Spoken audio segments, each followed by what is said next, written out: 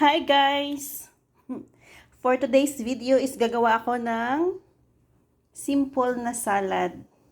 So, meron ako ditong cucumber and sibuyas, white onion, tomato, egg, and of course, ang ating dressing, mayonnaise, and of course, meron akong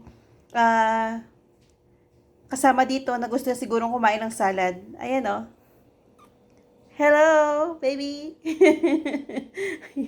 Nung narinig niya yung salad, bilis siyang pumasok sa kusina. O, di ba? So, simulan na natin ang ating salad kiki. Ayan, lagay natin ang ating onion. Next, ang ating tomato. Cherry tomato to guys. Maliit na kamatis. Yung maliliit na kamatis. Ayan. Of course, ang ating egg.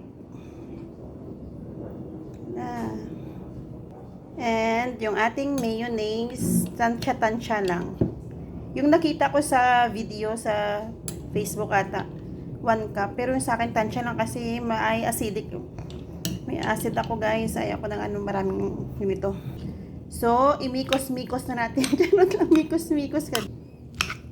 Ayan guys, ang ating cucumber salad. O, diba? Sa gustong mag-diet dyan, gumawa na kayo nito. Expert yan. Actually, nakita ko lang to siya sa, sa Facebook. Kaya sabi ko, I try it na lang. Arte yarn. So, ayan na guys. Meron na tayong salad. Healthy salad. Lalagyan ko siya ng konting salt. Ayan, konting salt lang guys. Kasi pangit na yung maraming asin. Yung nilagay ko is Himalayan salt. Any salt can be. Ayan, imikos-mikos muna yan. Charot lang. Pwede mo rin siya guys lagyan ng black pepper. Pero ako ayaw ko ng black pepper kasi hindi ko bit. Ayan. So, ayan ang ating cucumber salad with egg. So, tikim-tikim na. Try natin. Ang sarap. Gawa na rin kayo. Ang sarap. Promise.